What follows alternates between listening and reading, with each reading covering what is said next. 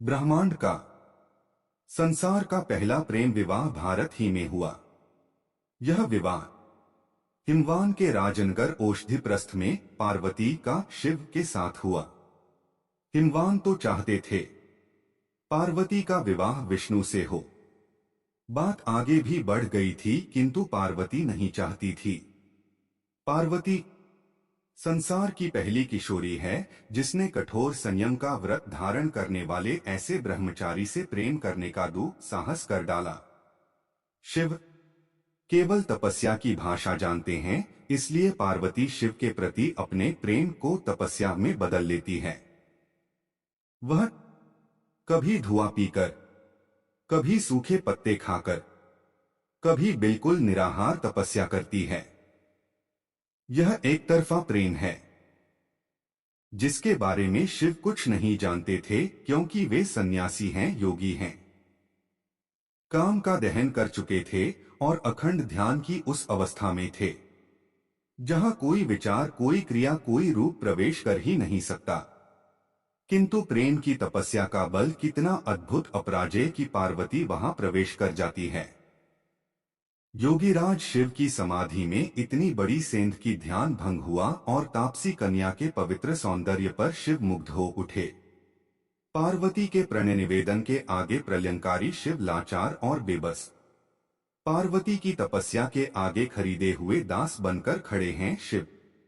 विवाह की बात को लेकर मौन, एक दूसरे की आंखों के महासमुद्र में डूबते उतराते जाने कहा अदृश्य। पार्वती त्रिलोक सुंदरी, ऊंचे कुल में पलीबढ़ी रमणी राजकन्या, और उधर चिताभस्म रमाए हुए बूढ़े बैल पर घूमते फिरते बैरागी शिव। इधर शुभ और सौभाग्य के आभरणों से अलंकृत पार्वती, उधर सर्प नरमुंड रक्तरंजित गच्चर्म से लदे हुए शिव। इधर लास्य, उधर तांडव, इधर मंदिर की मंगलध्वनि, उधर श्मशान में गूंजता हाहाकार। मंगल और अमंगल, कोमलता और कठोरता, जीवन और मृत्यु, राग और विराग, रति और निर्वेद का यह अनूठा सामंजस्य ही सच्चा प्रेम है। इसीलिए तो देखने वालों को इधर श्रद्धा दिखाई देती है, उधर विश्वास के अतिरिक्त कुछ नहीं। यदि सच्ची पुकार हो, सच्चा समर्पण हो, तो एक न एक दिन प्रेम पाषाण को भी जलधारा बनने के लिए विवश कर देता है। शिव जैसा साधु पार्वती जैसी सुकुमारी के प्रेमपाश में पड़ चुका हो तो प्रेम की महिमा बढ़ जाती है।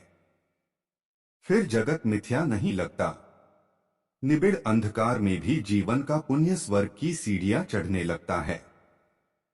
आत्मसिद्धि के बाद समाधि से उठ बैठे शिव ने जिस तपस्या से तीनों लोकों को साध लिया था, उसी तपस्या से पार्वती ने शिव को साधा। शिव तपस्या के सौंदर्य पर रीझ उठे थे। यह सौंदर्य निश्चल था, निष्कपट था, इसीलिए अलौकिक था। शिव के विराट स्वरूप में डूबकर पार्वती ने संसार की नींव रखी। प्रेम तपस्या के प्रतिफल के रूप में चरित्रार्थ हुआ। श्मशान का वैराग्य प्रेम के सुंदर कानन में पहुंचकर वसंत का उत्सव बन गया। कैलाश पर्वत की बर्फ पिघलकर नए जीवन में ढल गई। शिव और पार्वती की जोड़ी संसार की सबसे बेमेल जोड़ी कही जा सकती है, किंतु यही जोड़ी प्रेम और समर्पण की बेजोड़ उदाहरण बन गई। अंततः औषधिप्रस्थ में दोनों का विवाह हुआ। विधिपूर्वक सब लोकाचार भी हुए।